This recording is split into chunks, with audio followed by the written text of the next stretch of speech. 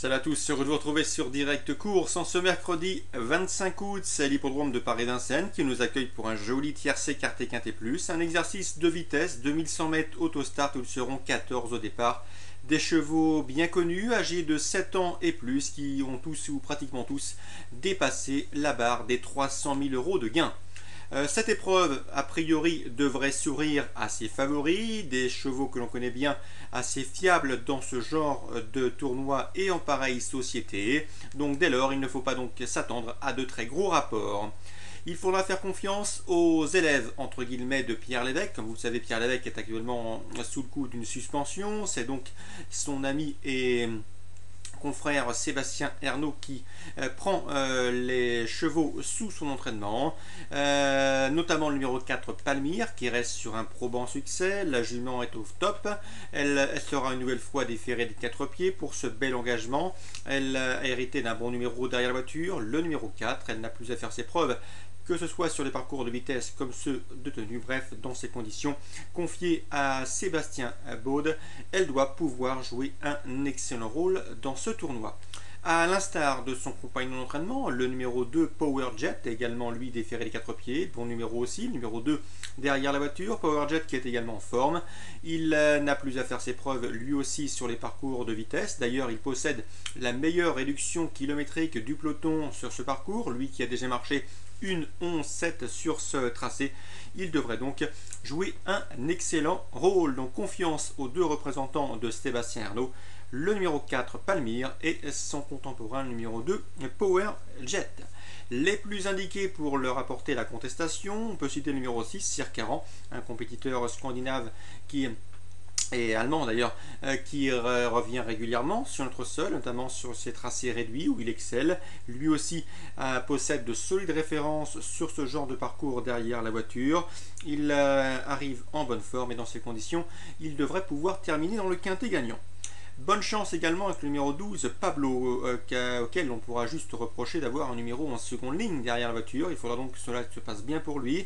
Faisons confiance à Pierre-Yves Verva, qui le connaît bien, pour une nouvelle fois en tirer la quintessence. Le cheval aime courir caché. S'il se fait emmener assez loin, sa pointe de vitesse finale devrait l'autoriser à jouer également les premiers rôles. Attention, sur un bruit, Pablo pourrait bien mettre tout le monde d'accord. Son numéro est 12, Pablo. Ensuite, on fera pourquoi pas confiance aux élèves de Roland Jaffrolot, notamment le numéro 7, Onyx Dem, qui arrive du sud-est avec de sérieuses prétentions. Le cheval reste sur 2 succès, preuve de sa bonne constitution physique du moment. Il est déféré des 4 pour l'occasion, c'est un objectif. Roland Jaffrolot se met lui-même au sulky.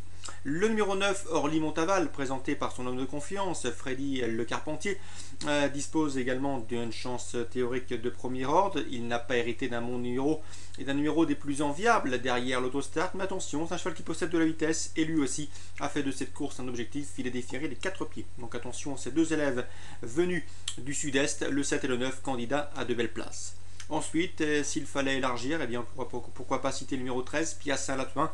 On connaît bien cette jument, la pointe de vitesse finale très acérée. Elle sait finir très vite, à condition qu'elle puisse bénéficier d'un parcours caché et de surcroît que le rythme soit soutenu. Donc si ces deux conditions sont réunies, elle doit pouvoir terminer très vite dans le quintet gagnant. En canon partant, ou pour les amateurs de combinaisons plus élargies, pourquoi pas le numéro 3, Pomerol de Lomax. Sa condition physique du moment reste difficile à situer, mais c'est un cheval qui a toujours montré du potentiel. Je le préfère personnellement sur plus long, mais ce Pomerol de Lomax possède pas mal de potentiel et dans ces conditions, on s'en méfiera pour les amateurs de combinaisons élargies. On se résume pour ce quintet, je vous le disais, un quintet qui devra a priori sourire à ses principaux favoris. Le 4, Palmyre, elle est au top. Le 2, Powerjet, la meilleure réduction kilométrique du peloton sur le parcours. Ensuite, le 6, Circaran, que l'on connaît bien sur notre sol. Le numéro 12, Pablo, malgré son numéro en deuxième ligne.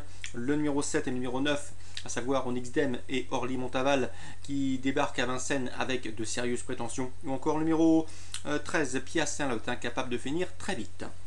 Ce programme de mercredi est de qualité, figure au menu notamment les groupes 2 prix jockey, où on retrouve au départ des chevaux de la trempe de Romcock de Guez, de 305, de Rodrigo Jet, également très estimé par Jean-Étienne Dubois, c'est le 308, ou encore le 311 Rock Mellois qui n'a plus à faire ses preuves face au meilleur de sa promotion. Nous aurons également le prix Pierre Gamard, un prix Pierre Gamard qui nous permettra de revoir en piste l'invaincu Q sous la selle, Torrens Vedake, un pensionnaire de Philippe Allaire qui reste tout simplement sur la bagatelle de 5 victoires consécutives sous la selle. Il n'a pas paru en piste depuis le 17 avril et sa rentrée sera suivie avec un vif intérêt. Donc le prix Jockey, c'est la 3e. Le prix Pierre Gamard, c'est la 6e, le 606 Torrens Vedake. Ces deux épreuves devraient nous gratifier d'un beau spectacle en vue du prochain groupe 1 qui est programmé début septembre. Petit mot également sur Tabac du CB. Un Tabac du CB qui court l'une des dernières courses du programme. Vincent Renaud nous a toujours dit le plus grand bien de ce Tabac du CB. Attention à lui. Il nous l'avait confié lors de sa victoire obtenue il y a de cela quelques semaines. L'élève de Vincent Renaud est toujours au top de sa forme et dans ces conditions, il devrait pouvoir garnir son compte en banque sans trop de soucis. Direction maintenant la réunion 2 sur l'hippodrome de Saint-Malo, avec une belle information. Elle nous vient d'Emmanuel Baudard qui présente le 202 Tanagra Holm. Attention à cette pouliche, en dernier lieu elle terminé 4e, certes, une 4e qui ne reflète en rien sa véritable valeur. C'est une pouliche estimée. Sachez qu'en dernier lieu, elle avait un kyste sur les ovaires, ce qui l'a rendue nerveuse, qui l'a également fait souffrir. Elle a eu le mérite de terminer 4e cependant. Tout est désormais rentré dans l'ordre, elle a été soignée, et d'après son mentor, elle ne devrait pas vraiment être loin de la vérité. Il voit même sa représentante s'imposer, c'est vous dire la confiance d'Emmanuel Baudard concernant le 202 Tanagra Holm. Dans cette épreuve, je m'en suis penché sur les forces en présence. J'ai pu m'entretenir avec Laurent Viel qui présente le 201 Tip Top Ville. Ce cheval est estimé, il a manqué ses débuts en compétition, il faut le racheter.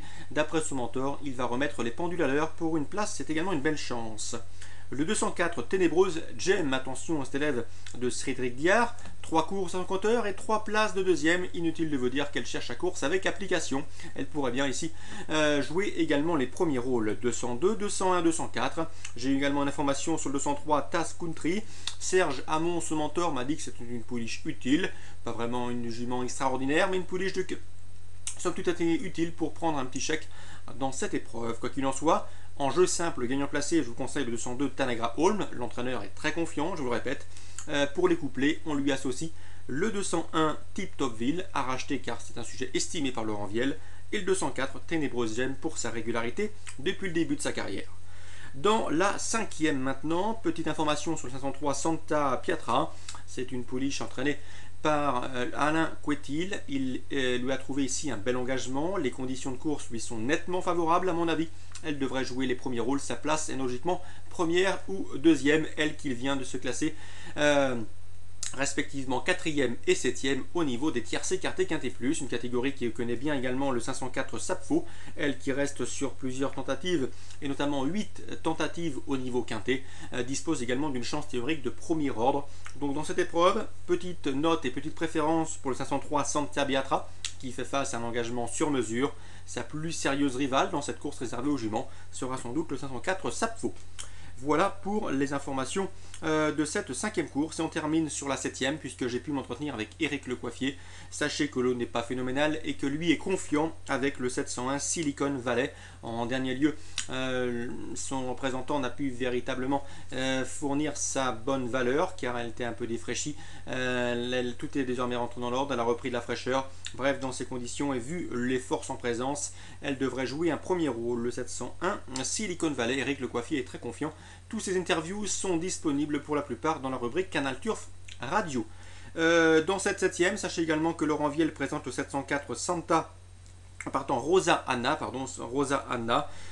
Il y compte, c'est vrai que ses dernières performances, et juger sur ses dernières performances, c'est difficile de connaître avec exactitude son degré de condition physique actuelle, mais d'après l'entraîneur, la jument est prête, confiée à David Berra, il faut s'en méfier attentivement. Donc 701 Silicon Valley, Éric Lecoiffier, très confiant, 704 à savoir Rosa Anna, également à Laurent Viel, loin d'être négatif concernant cette compétitrice qui devrait partir à une cote d'outsider. Voilà pour ces nombreuses informations de Saint-Malo, réunion 2. Également, nous avons évoqué le quintet et la belle réunion de ce mercredi à Vincennes. J'espère que ces informations vous permettront de passer une nouvelle fois au guichet. Quoi qu'il en soit, je vous souhaite de très bons jeux à tous, une bonne journée et rendez-vous demain.